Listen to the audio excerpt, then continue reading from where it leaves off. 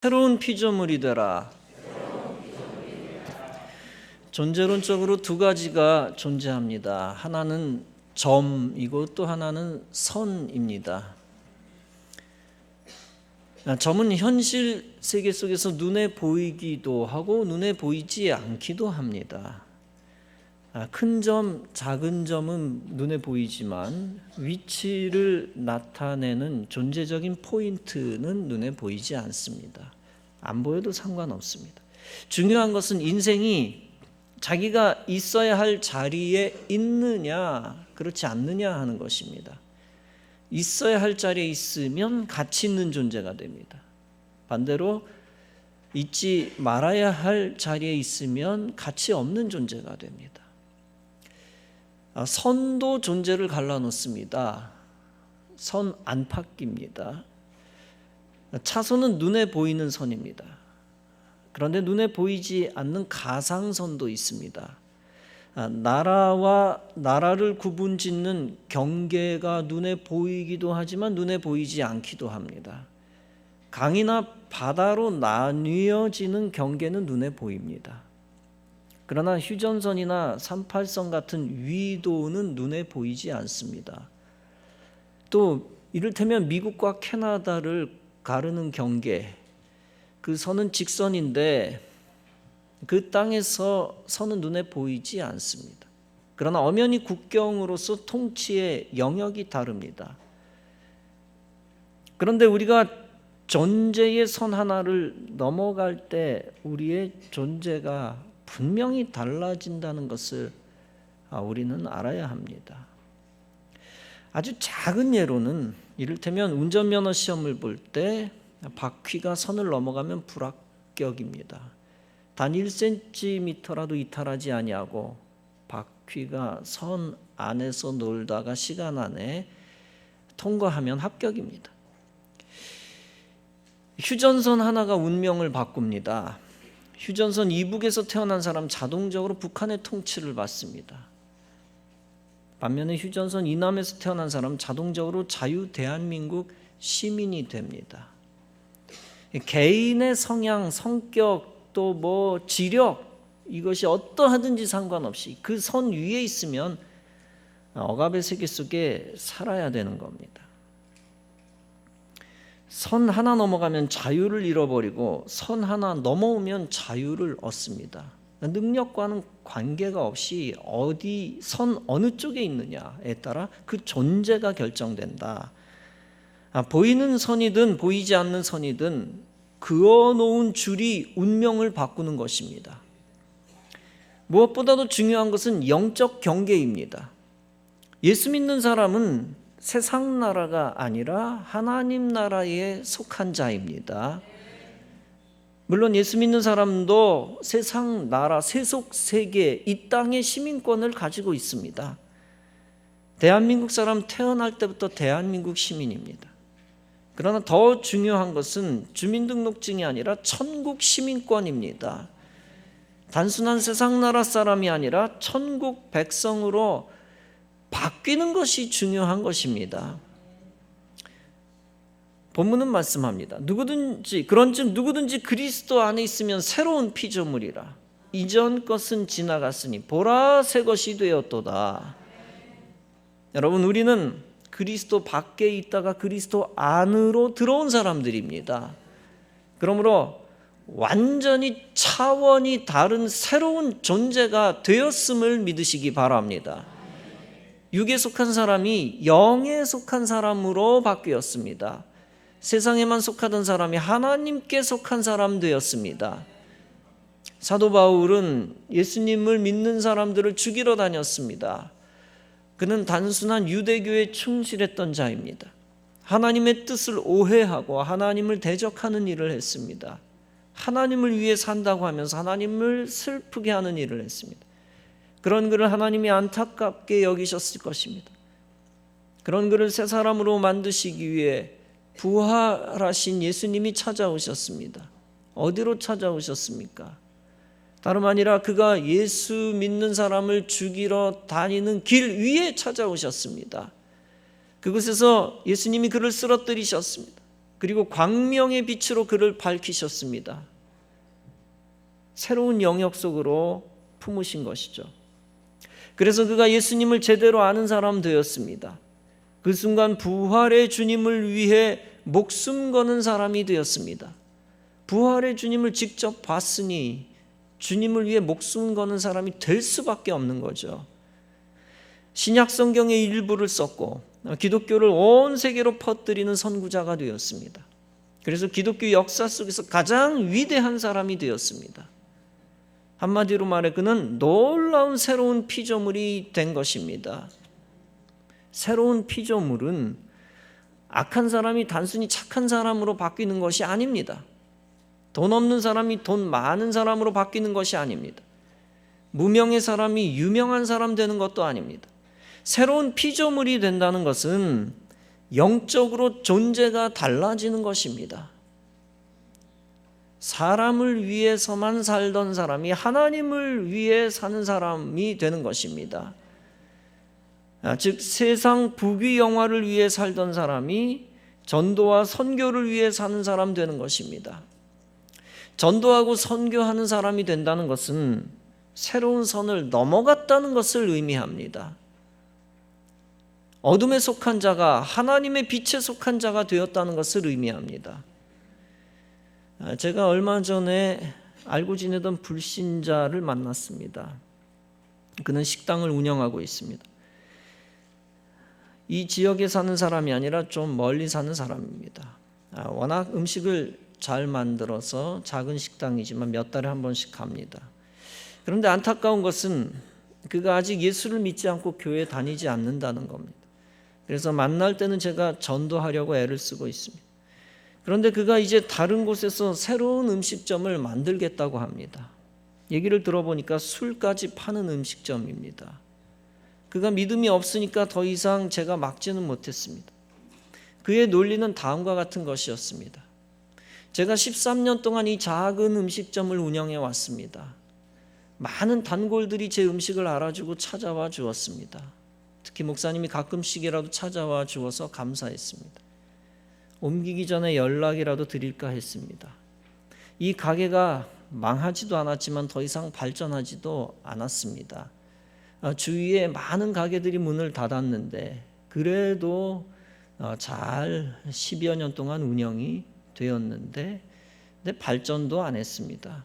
오히려 점점 음식점이 돈 벌기가 힘들어집니다. 이제 나이 40대 후반이 되어 계속 미련이 남습니다. 뭔가 새로운 것을 해야 할 것 같습니다. 먹고 살아야 되겠기에 그래서 새로운 사업을 시작하려고 합니다. 더 잘 될지 안 될지 불안해서 며칠 동안 잠을 제대로 못 잤습니다. 그러나 결심한 이상 새로운 일을 해야 할 것 같습니다. 그 얘기를 듣고 저는 그의 심정이 이해가 안 되는 것은 아니었습니다. 그에게 6학년짜리 아들 하나가 있었습니다. 40대 후반에 이제 남은 인생에 식당 사업에서 더 큰 날개를 달고 싶어 했을 것입니다. 제 마음속으로 두 가지 감정이 있었습니다. 하나는 어려운 음식점을 힘겹게 하고 있는데 이 가정이 잘 돼야 될 텐데, 그러나 한편으로는 술 장사를 추가해서 겸해서 한다고 하는데 무조건 축복할 수는 없었습니다. 차라리 지금처럼 술 안 팔고 나가는 것이 더 좋은데, 제가 제 교인 같았으면 강력하게 명령을 했을 것입니다. 그러나 제 교인도 아니고 더욱이 크리스찬도 아닙니다. 그가 세상에 속한 자라는 느낌을 여전히 받았습니다. 그러나 안타까워서 그가 영적으로 새로운 피조물이 되기를 바랐습니다. 그래서 최소한의 신앙적인 권면을 다시 한번 해주고 헤어졌습니다. 선생님, 새로운 인생의 성공은 직종을 바꾸거나 음식을 바꾸는 것 자체가 아닙니다. 정말 새로운 인생의 성공은 하나님과 동행하며 사는 삶입니다. 사람이 육적인 존재라면 세상의 성공을 위해 더 몸부림쳐야 됩니다. 그러나 사람은 영적인 존재이기 때문에 돈도 중요하지만 주님께 돌아와야 합니다. 세상 나라를 위한 삶이 아니라 하나님 나라를 위한 삶으로 바뀌었으면 좋겠습니다. 하나님 나라를 위한 삶으로 나머지 몇십 년을 살았으면 좋겠습니다. 꼭 교회 나와서 새로운 삶을 시작해 보시기 바랍니다. 그래서 하나님 책임져 주시고 복을 주시는 삶으로 바뀌었으면 좋겠습니다. 그가 이런 이야기도 합니다. 아버지가 가정에서 폭압적으로 행동을 해왔고 자기 어머니나 자기에게 아주 폭력적으로 해왔는데 자기도 나도 가방끈이 짧습니다. 나도 내 아들에게 폭언을 하기도 해서 아들도 상처를 많이 받았습니다. 그러나 지나온 삶이 그런 삶이라 나도 그렇게 행동하게 되네요. 그 말을 듣고 추가로 이렇게 이야기해 주었습니다. 어찌됐건 교회 나오면 악순환의 고리도 끊어집니다. 그리고 하나님 안에서 완전히 새로운 인생이 됩니다. 그렇게 말해주고 다음에 또 기회가 있으면 찾아가 보려고 합니다. 여러분, 하나님 안에서 완전히 새로운 인생이 무엇일까요?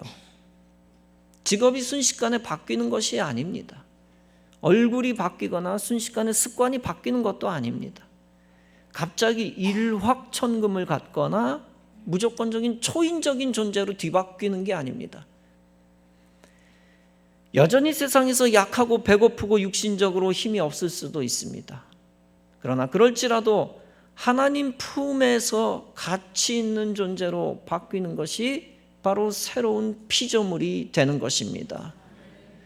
세상에서 초인적인 존재가 된 것 같은 인생도 결코 죽음을 이길 수가 없습니다. 육신의 앞날의 죽음을 이길 수 없는 건 당연한 얘기고 또 삶 속에서 죽고자 하는 마음을 이길 수가 없습니다. 페루 전 대통령도 자살했다는 말씀을 드렸습니다. 우리나라 전 대통령도 불명예, 비난에 대한 무서움을 견딜 수 없어 자살했습니다. 어떤 고위직도 인생이 선교하는 존재, 하나님 나라를 위한 존재가 되지 않으면 세상에서 허무한 존재로 끝납니다. 허무한 존재로 끝나면 하나님 나라와 관계없는 비극적인 존재가 됩니다. 이 세상이 얼마나 허무하냐 하면 세상에서 모든 것을 가져도 전체를 다 가져도 허무하게 죽을 수가 있다는 겁니다. 일본의 작가인 가와바타 야스나리라는 사람이 있었습니다. 그는 유명한 소설 설국으로 노벨 문학상을 받은 문학계의 거장입니다. 그런 그가 노벨상을 수상한 지 4년 만에 가스관을 입에 물고 자살했습니다. 그는 청년 시절에 이렇게 말한 바 있었습니다. 자살은 깨달음의 자세가 아니다. 그렇게 말하면서 평소 자살에 대해 비판적이었습니다. 그가 노년이 다가오자 삶의 허무함을 견딜 수가 없었습니다.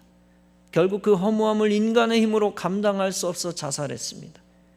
그는 지위도 있고 명예도 있고 다 있었습니다. 그러나 눈에 안 보이는 가슴 속의 허무와 공허를 견딜 수가 없었습니다. 사람은 근본적으로 그 가슴 속에 세상 것을 채워 허무함을 몰아낼 수가 없었습니다. 저 사람이 가진 걸 내가 가지기만 한다면 얼마나 행복할까? 저 상을 내가 타기만 한다면 얼마나 행복할까? 바랄 것이 없겠다 라고 생각하지만 그걸 가진 사람도 죽고 싶다는 거죠. 세상 것을 채워 허무함을 몰아낼 수가 없습니다. 하나님을 모시기 전까지는 허무함을 이기는 새로운 피조물이 절대 될 수 없습니다. 하나님을 모시지 않거나 하나님 안에 들어가지 않으면 똑똑할수록 위험합니다.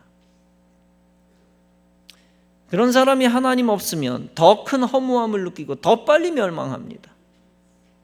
미국의 문호 해밍웨이를 모르는 사람이 없습니다. 그는 1954년 노인과 바다로 노벨 문학상을 받았습니다. 그는 이렇게 유서를 남기고 권총으로 자살했습니다. 나는 전류의 흐름이 그치고 필라멘트가 끊어진 전구처럼 고독하다. 여러분, 그 유명한 세계적인 문학가들이 왜 자살을 합니까? 그들 역시 삶의 무거운 짐을 해결하지 못해 인생을 포기했을 것입니다. 하나님을 모르니까 인생의 짐을 스스로 해결하려 하다가 해결하지 못했기 때문입니다. 그래서 세상에서 쾌락을 추구하다가 결국 허무함의 굶주림을 이기지 못했기 때문입니다.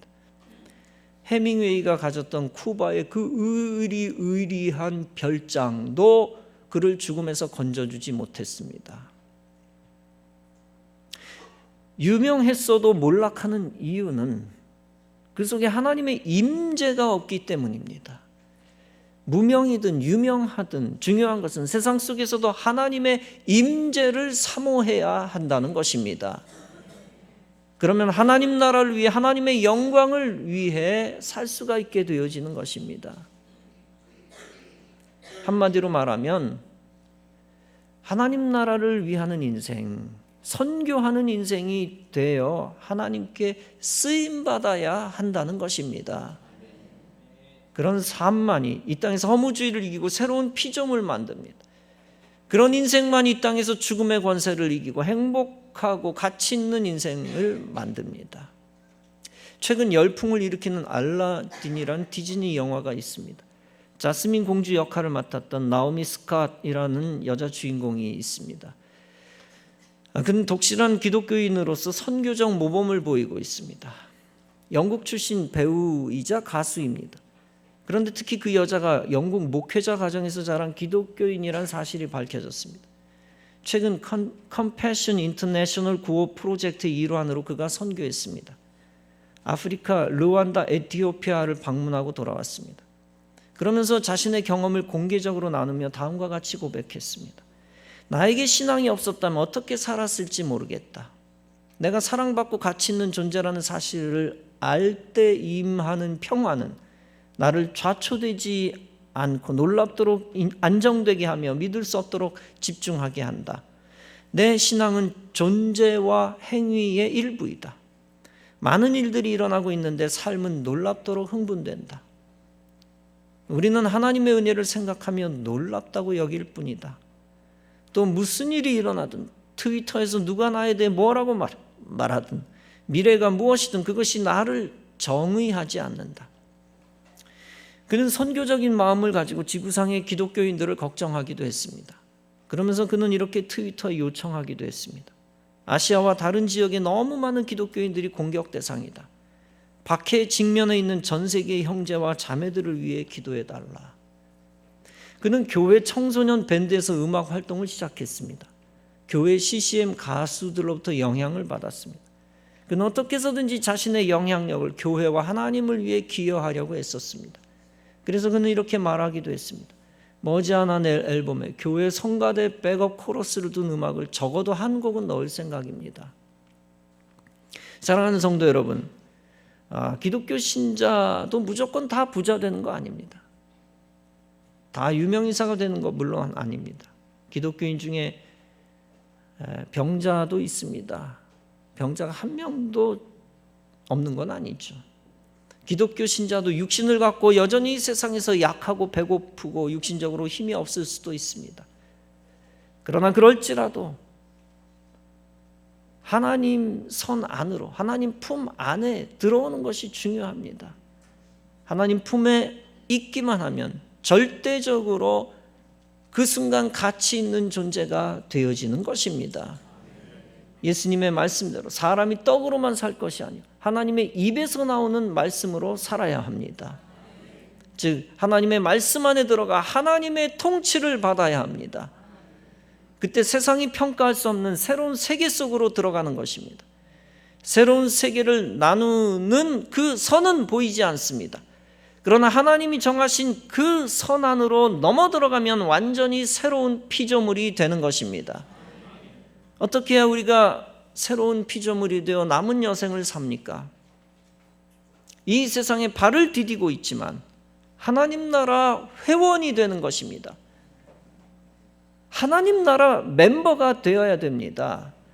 천국 백성이 되고 하나님의 자녀가 되는 것입니다. 무엇보다도 선교와 전도와 사명을 위한 특별한 일에 동참해야 합니다. 정치인이 돼도 하나님 나라를 위한 일을 함께 하는 것입니다. 교수와 교사가 되고 원장이 돼도 하나님 나라를 위한 일을 겸하는 것입니다. 의사가 되고 변호사가 되고 사장이 되고 사업을 해도 하나님 나라 일에 동참하는 것입니다. 아르바이트를 하고 노동자가 되고 프리랜서가 돼도 거룩한 그 일에 동참하는 것입니다. 그리고 영화 배우가 돼도 돈이 목적이 아니라 하나님의 영광을 목적으로 활동하는 것입니다. 그것이 새로운 피조물 되는 것입니다. 영적인 새로운 삶을 살기에 사는 영역 자체가 다른 것입니다. 하나님의 품 안에서 영적 가치를 위해 선교하는 존재가 되는 것입니다. 세상 나라, 세속적 나라만을 위한 삶은 결국 자기만을 위한 삶입니다. 그런 삶은 아무리 세상에서 좋은 일을 하는 것 같아도 허무주의를 이길 수가 없습니다. 세상이 가져다주는 고통도 이길 수가 없습니다. 하나님을 배척한 인간 중심주의, 하나님을 외면한 자아 중심주의의 삶은 영원히 행복하지 않습니다. 왜냐하면 인생은 하나님으로부터 창조된 영적 존재이기 때문입니다. 오직 모든 인생은 하나님께 돌아와 하나님과 함께하는 인생이 되어야 합니다. 하나님이 원하시는 하나님 나라를 위한 삶으로 전향해야 합니다. 선교하는 새로운 피조물 될 때 하나님은 그를 방치하지 아니하십니다. 하나님 나라 확장을 위해 하나님이 그를 더욱 세워주십니다. 사랑하는 성도 여러분, 세상 속에서 세상 일에 너무 오래 머물지 마시기 바랍니다. 세상 일을 그만두란 얘기가 아니라 세속 세계 속에서도 항상 하나님 나라를 생각하시기 바랍니다.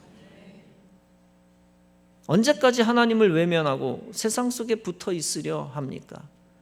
세상에서 발뛰라는 얘기가 아니라 하나님 나라에 발붙이는 것이 중요하다는 얘기입니다. 그 나라를 생각하며 교회 중심, 말씀 중심, 예배 중심으로 사시기 바랍니다. 그 영원한 나라를 생각하며 세상에서 돌이켜 나와 속히 선교 중심, 하나님 중심의 삶을 사시기 바랍니다. 사도행전 1장도 말씀합니다. 오직 성령이 너희에게 임하시면 너희가 권능을 받고 예루살렘과 온 유대와 사마리아와 땅 끝까지 이르러 내 증인이 되리라. 내가 주님의 품에 안긴다는 것과 주님의 나라가 임한다는 것과 같은 겁니다. 주님의 나라가 임할 때 내가 주님의 나라 속에 들어가는 것이고, 내가 하나님 품에 들어갈 때 내가 하나님 안에 있는 겁니다. 성령이 너희에게 임하시면 전도하고 선교할 수밖에 없다는 얘기죠. 이런 하나님 나라를 위한 증인의 삶이 하나님께 속한 참된 인생입니다. 하나님 나라 증인이 되어야만 가치 있는 존재가 됩니다. 그리고 인생의 마지막에 후회 없는 인생이 됩니다. 이렇게 하나님께 속히 붙들려 더욱 귀한 인생, 행복한 인생이 되기를 바랍니다. 이제 세상 나라에서 나와서 하나님 나라로 속히 들어가 전혀 다른 삶을 사시기 바랍니다. 그리스도의 증인이 되고 새로운 피조물 되기를 바랍니다. 새로운 사명 있는 자가 되어 불신자들을 하나님 나라로 이끌고 그들까지도 새로운 피조물로 바꾸어 만드시기 바랍니다. 그래서 세상과 어둠과 마귀와 죄악과 지옥 권세를 이기시기 바랍니다. 그리고 천국의 능력 속에서 천국 생명을 나누어주며 하나님께 무한 영광 돌리는 성도 여러분 다 되어지시기를 주님의 이름으로 축원합니다.